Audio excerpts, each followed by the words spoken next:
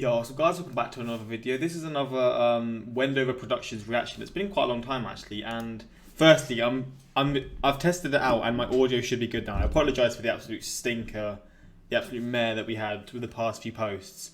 I can only apologise. I've not had that issue for such a long time. It's the first time I've had it in like months. But yeah, I'm sorry about that. But yeah, man, we're here with another Wendover Productions video. This one is why the northernmost town in America exists.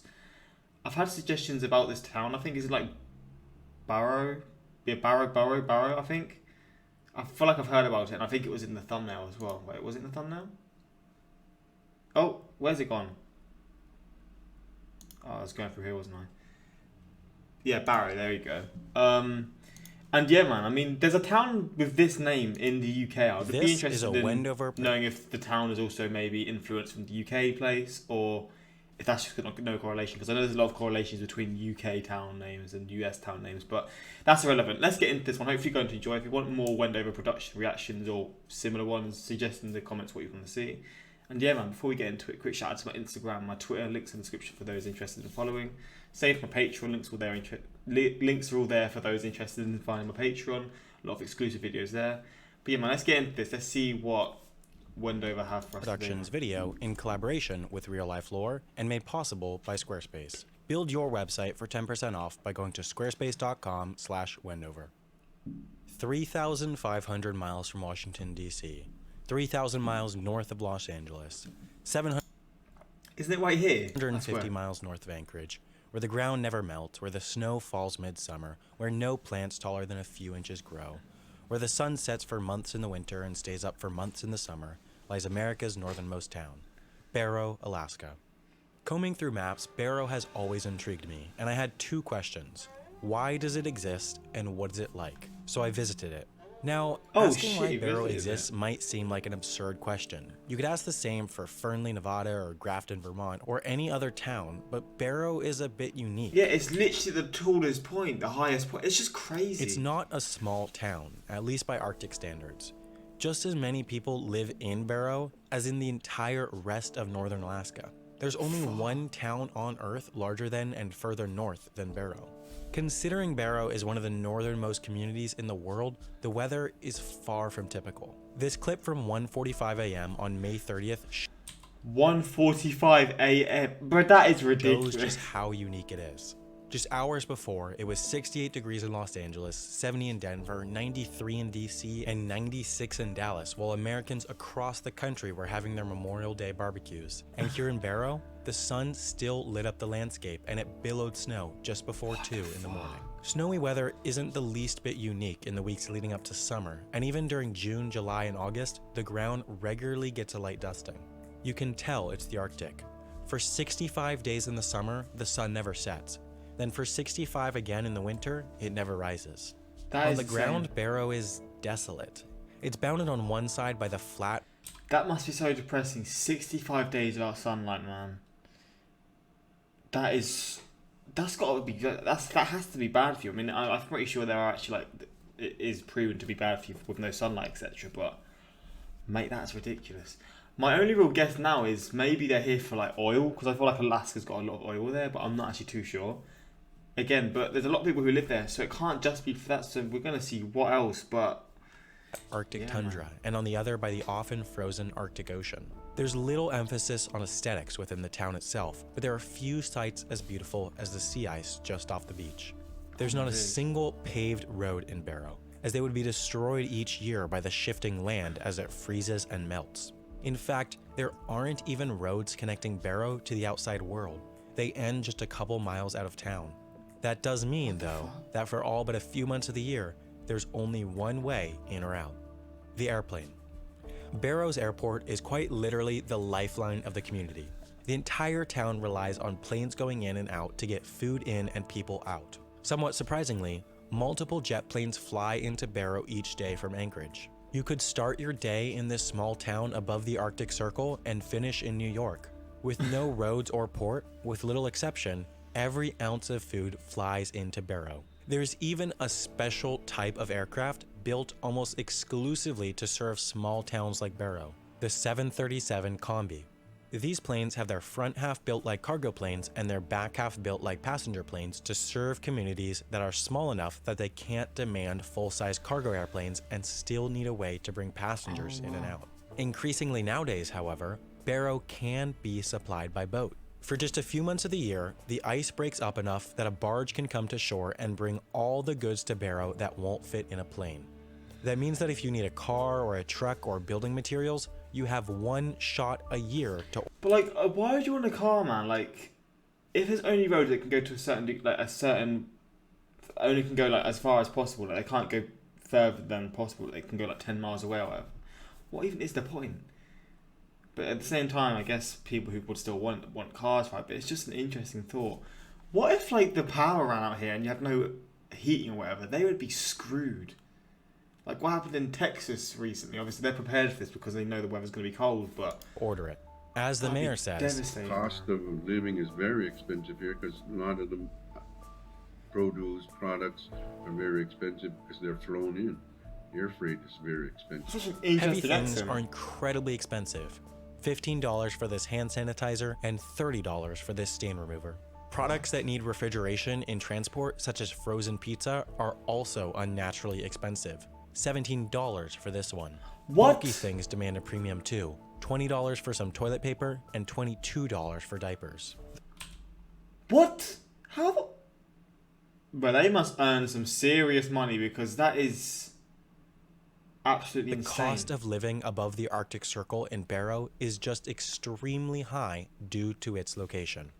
In visiting such a foreign place, you do sometimes have to remind yourself that you're still in the same country as Miami, Minneapolis, or Milwaukee. It's a reminder of just how vast the United States is. Barrow still has a US post office, a Wells Fargo bank, those American-style signs. It's still an American city, even if it's closer to Tokyo and St. Petersburg than it is to DC. That is so wild. Why do people live in Barrow? Why have 5,000 people chosen to live their lives as... Are they flats? Are these like apartments in Barrow as well? I thought they'd just be like individual homes, but there's obviously like shared apartments or whatever these are called. I don't know the specific name for these. It is just apartments, right?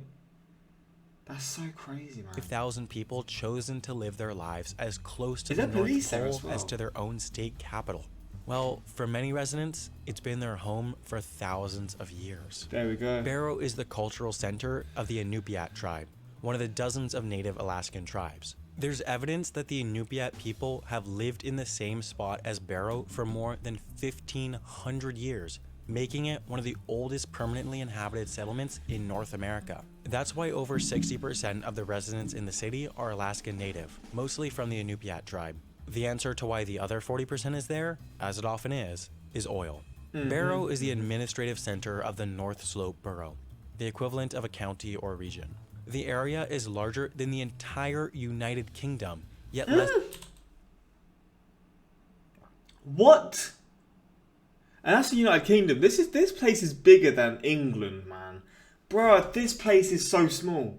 England is tiny. I always have this when it pops up, but it's just... Like, this is with Wales and Scotland as well. And Northern Ireland. Take that away. We're literally half the size of this area of Alaska. What the fuck? Less than 10,000 people live within its borders.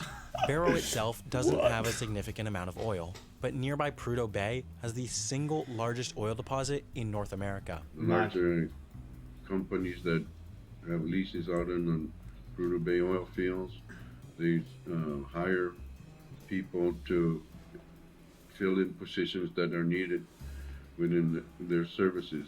Some people go from Barrow to Prudhoe Bay to work the drills, but there's also good work within Barrow as it serves as the home of the borough's government. The primary employers in the area are the city, borough, state, and federal government. And in fact, you can make some decent money in Barrow. The median household income is over $80,000 compared to the US's average of about $55,000. Quick, I'm going to search this up actually. This is going to sound so stupid. But does Barrow, Alaska... This is going to come across so stupid. Have Wi-Fi. I've just got to see, yeah. I've just got to see. Wait, oh. Barrow is the first most connected city in Alaska, ahead of North Pole, Fairbanks, Fort Wainwright, Wainwright, Nome, and Kotzebue. I can't say that. Approximately 1,000 people live in North Slope. Don't have. Oh, it's the first most connected city. Oh my days. The state of Alaska has a total of 17 internet providers available. It is the 47th most connected state, with 91% of the population having access to broadband speeds of 25. Okay, that's actually not too bad then. Is Barrow, Alaska dangerous? Barrow is dangerous because it's corrupt and...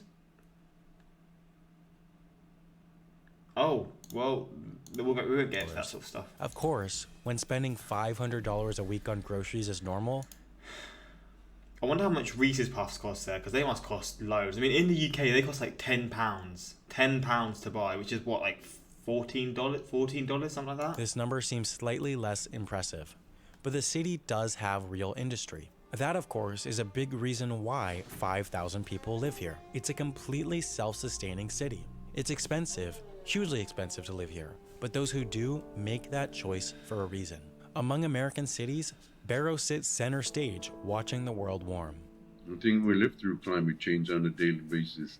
Climate change and global climate change has its effects on the North Slope, as we see different effects over time as it occurs, depending on the season.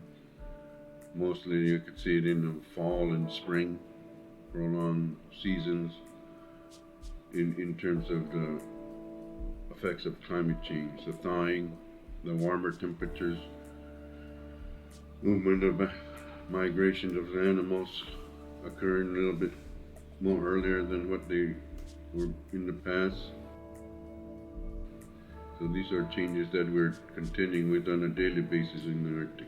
Day by day, the oil supplies in the North Slope Barrow run out, and the world is turning to renewable energy. The area has a looming threat of its biggest industry moving out. Many other places in a similar situation, such as the UAE or Oman or Norway, have attempted to fill the gap that oil will leave by growing the tourism industry. Yeah, but, as Mayor Brower says, it's very seasonal. It's only from the spring to the fall, majority of the tourist season that occurs. There's some interest in developing tourist entrepreneurship into the communities, but the infrastructure is still lacking. A lack of hotels, a lack of transportation needs, or tourism business items that's needed to conduct tourism are not quite developed in a lot of our villages. visiting Barrow is an adventure, not a vacation. And nobody should come expecting a McDonald's and Segway tours and super fast Wi-Fi. The beach of America's northernmost town presents one of the rarest views in the world. Thousands of miles of civilization-free ice, water, and nothingness. Alaska's license plate may say that the state itself is America's last frontier, but nowhere feels closer to the end of the earth than Barrow, Alaska. This video was made possible by What a video, and again, shout out for him getting his money, man. Deserved. I mean, this is really interesting, man. I love these kinds of videos, but when you find out what they're actually like, when it sort of goes into what the actual information, it's just ridiculous. $15 for hand sanitizer and $20 for toilet paper. Barrow was truly ahead of his time. Oh, mate, the days of people were buying up toilet paper and hand sanitizer from the shops and selling it for 4 times the price. The good old achievement race, man. Back in 2020, this is still one of my favourite, and I think best videos on all of YouTube. Cheers from Japan. Oh shit. Barrow, Alaska no longer exists. It has since renamed to... Wait, what? Renamed to Yukvik. The renaming happened 2 years ago, roughly 1 year after this video was made. Please upvote. Really? Barrow name change. Oh wow.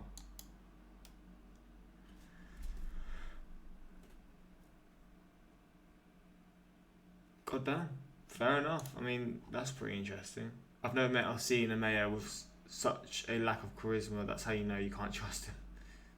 Barrow is 100% self-sustaining city, imports 100% of its goods. Why the northernmost town in America exists, oil saves you 10 minutes. It was a good video though, I enjoyed it. Going grocery shopping today, collect, that would be $20,000.